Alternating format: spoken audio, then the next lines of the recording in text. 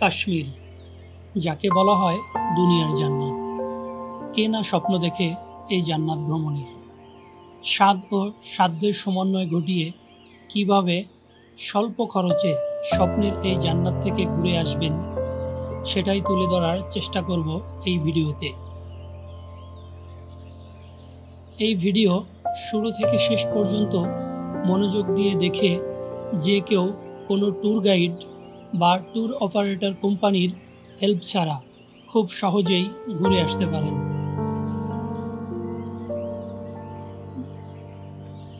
বিভিন্ন জন বিভিন্নভাবে ঘুরে আসতে পারেন, তবে আমি যেভাবে ভ্রমণ করেছি সেটাই আপনাদের সাথে শেয়ার করার চেষ্টা করছি। চাইলে আপনারা কাস্টমাইজ করে নিজের প্ল্যান করে ঘুরে আসতে পারেন। কাশ্মীরের রূপ ভিন্ন ভিন্ন সিজনে ভিন্ন ভিন্ন রকম হয়ে থাকে, তাই একবার ভ্রমণ করে এই জান্নাতের পুরো স্বাদ নেওয়া সম্ভব না। আমি গিয়েছিলাম ডিসেম্বর মাসের শুরুতেই, আর সেই সৌন্দর্য তুলে ধরার চেষ্টা করছি আপনাদের সামনে। সাথে রইল ভ্রমণ গাইড ও খরচ। আশা করি শুরু থেকে শেষ পর্যন্ত সাথেই থাকবেন। যারা কাশ্মীর ভ্রমণ নিয়ে আরও বিস্তারিত জানতে চান, তারা আমার চ্যানেল থেকে 16টি ভিডিও আপলোড দেওয়া আছে, দেখে নিতে পারেন। সো চলুন শুরু করা যাক।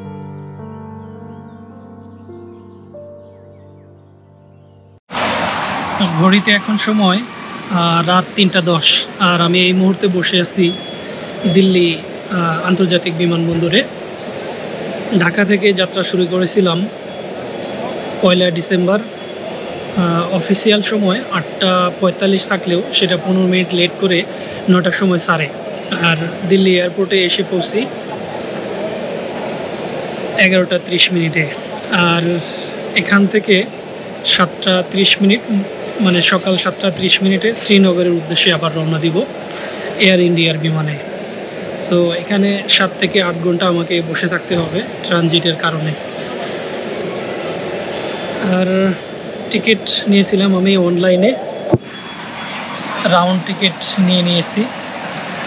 সেক্ষেত্রে বিভিন্ন কোম্পানির বিভিন্ন ব্যাংকের ক্রেডিট কার্ডের মাধ্যমে আবার ডিসকাউন্ট রয়েছে। সো এগুলো দেখে শুনে কাটবেন। আর কেউ যদি ট্রানজিটে বসে না থাকতে চান, তাহলে ভেঙে ভেঙে টিকিট নিয়েও আবার শ্রীনগরে পৌঁছে যেতে পারেন। দিল্লি থেকে শ্রীনগরের উদ্দেশ্যে যাত্রা শুরু। আশা করি এই ফ্লাইট আপনার জন্য বেস্ট একটি ফ্লাইট এক্সপিরিয়েন্স হতে যাচ্ছে। বিমান থেকে বরফের পাহাড় নজরে আসতেই মনের অজান্তে চমকে যাবেন এর সৌন্দর্য দেখে। জানিয়ে রাখা ভালো, আমার রাউন্ড এয়ার টিকিট ফেয়ার ছিল 26,000 টাকার মতো, with 12% discount by using international Mastercard and travel app.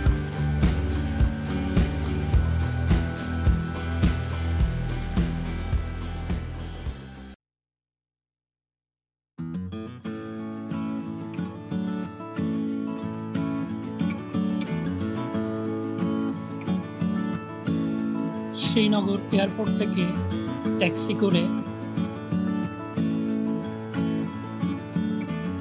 শ্রীনগরের পোলোভিউ মার্কেট এলাকা থেকে ডলার এক্সচেঞ্জ এবং সিম কিনে আবারও ডাল লেক এসে হাউসবোট ভাড়া করে সব মিলিয়ে দুপুর গড়িয়ে বিকেল। একটু রেস্ট নিয়ে শিকারা ভাড়া করে পুরো ডাল লেক সফরে বেরিয়ে পড়লাম। ডাল লেকের পুরো আনাচে কানাচে ঘুরে দেখলাম কয়েক ঘন্টা মিলিয়ে।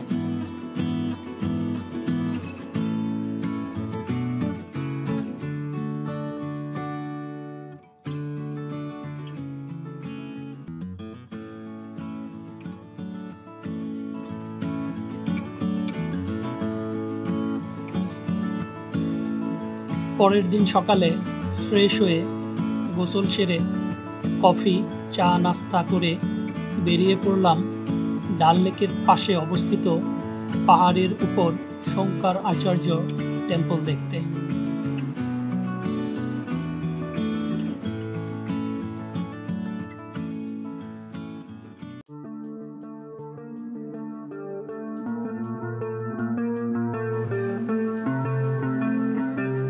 টেম্পল দেখা শেষ করেই বেরিয়ে পড়লাম পরিমহলের উদ্দেশ্যে।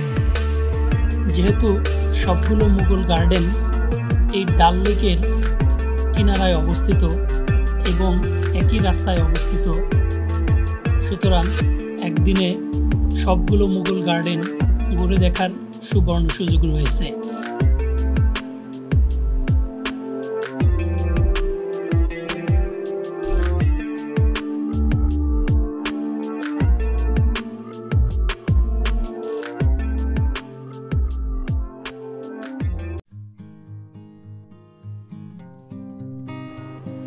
পরিমহল থেকে বেরিয়ে সরাসরি চলে আসলাম চশমিশাহী গার্ডেনে।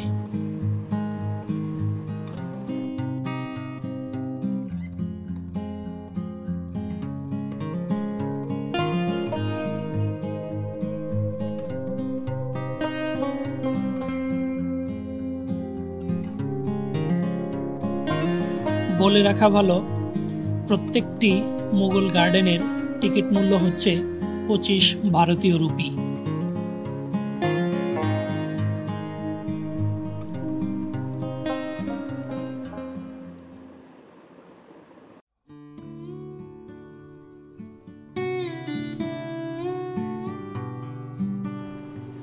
ওখান থেকে খানিকটা দূরেই অবস্থিত নিশাদ গার্ডেন।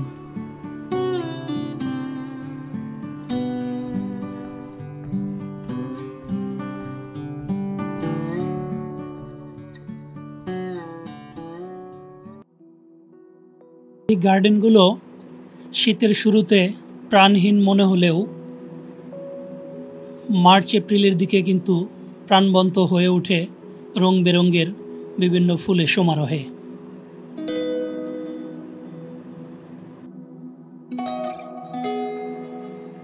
ডাল লেক এলাকার সমস্ত টুরিস্ট স্পটগুলো ঘুরে দেখার জন্য আমাকে রিজার্ভ করে নিতে হয়েছিল একটি অটোরিকশা, যাহার মূল্য পড়েছিল 1500 ভারতীয় রুপি।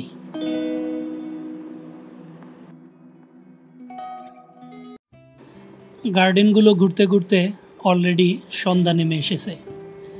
এরপর চলে আসলাম হজরত বাল শ্রাইনে, যেটি একটি মাজার হলেও মূলত এটি একটি মসজিদ, যেখানে 5 ওয়াক্ত নামাজ জামাতের সহিত অনুষ্ঠিত হয়। খুবই সুন্দর একটি পজিশনে অবস্থিত। রাতের বেলা হওয়ায় এর সৌন্দর্যটা আমি আপনাদের দেখাতে পারলাম না। যারা আসবেন অবশ্যই বিকেলের দিকে এই মসজিদটি ভ্রমণের চেষ্টা করবেন, তাহলেই এর প্রকৃত সৌন্দর্য দেখতে পারবেন। এটি ডাল লেকের কিনারায় অবস্থিত।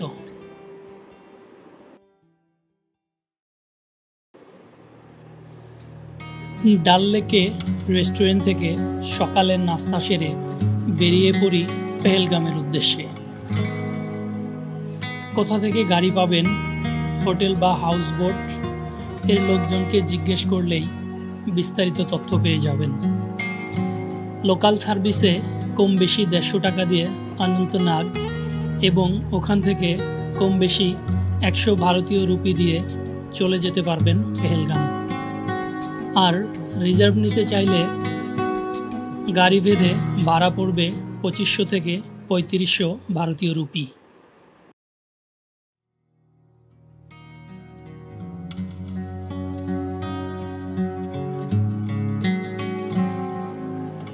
পেহেলগাম পৌঁছে 1000 রুপিতে হোটেল ভাড়া নিয়ে ফ্রেশ হয়ে লাঞ্চ করে তারপর একটু রেস্ট নিয়ে বেরিয়ে পড়ি বাইশারান ভ্যালি বা মিনি সুইজারল্যান্ডের দিকে। যদিও আমি বাইশারান ভ্যালি পায়ে হেঁটে যাই, কিন্তু আপনাদের সাজেস্ট করব ঘোড়ায় চড়ে যাওয়া। খরচ পড়বে 700 থেকে 1000 রুপি। ঘোড়া নেওয়ার আগে অবশ্যই বার্গেইনিং করে দরদাম ঠিক করে নেবেন। বাইশারান ভ্যালি নির্জন এলাকা হওয়ায় চেষ্টা করবেন সন্ধ্যা হওয়ার আগে ফিরে আসার।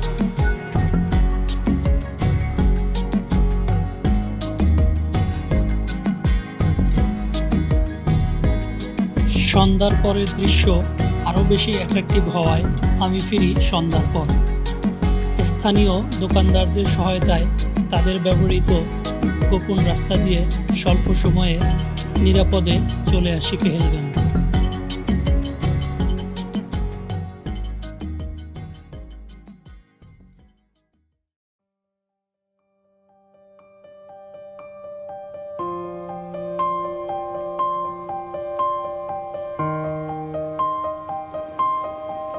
সকালে হোটেল চেক আউট করে 3টি স্পট ঘুরে দেখার জন্য রিজার্ভ কার পেয়ে যাবেন 2,500 থেকে 3,500 রুপিতে।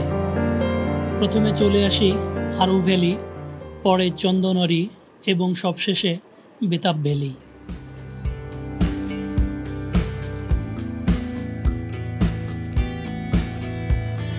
শীতকালে আরু ভ্যালিতে পেয়ে যাবেন বরফ, বেতাব ভ্যালি এবং চন্দনরিতে পেয়ে যাবেন বরফ এবং ঝর্ণাধারা। আর গ্রীষ্মকালে পেয়ে যাবেন চিরসবুজ এবং ঝর্ণার পানি। সন্ধ্যায় গাড়ি ভাড়া করে আবারও চলে আসি শ্রীনগরে। 2 থেকে 2,500 অথবা 2,500 থেকে 3,500 রুপিতে পেয়ে যাবেন রিজার্ভ কার।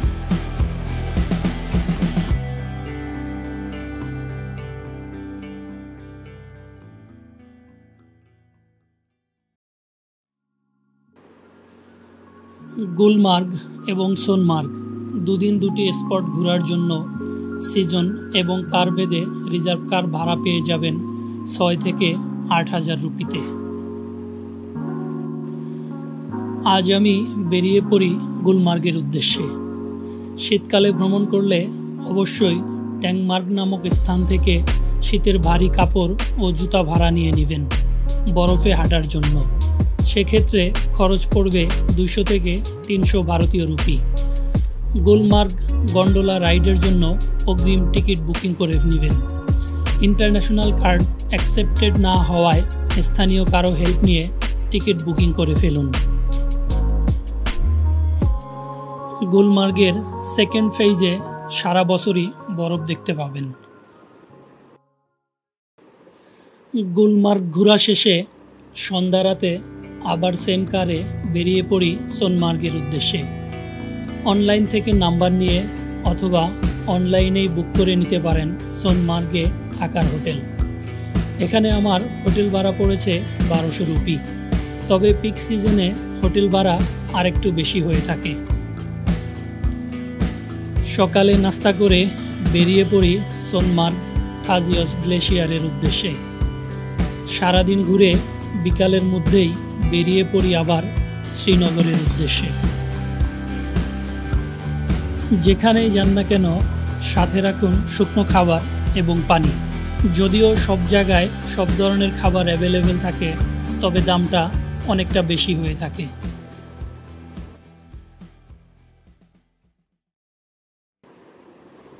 অষ্টমতম দিন শুক্রবার হওয়ায় হোটেল এরিয়া এর আশেপাশের এলাকা হেঁটে ঘুরে দেখি এবং ফুড এরিয়া খুঁজে বের করি এবং শপিং করে কাটিয়ে দেই।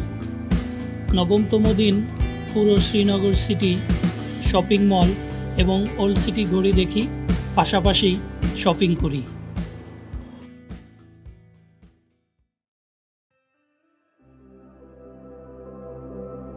কাশ্মীর ভ্রমণের শেষের দিন মানে 10তম দিনে সকালে বেরিয়ে পড়ি শ্রীনগর এয়ারপোর্টের দিকে।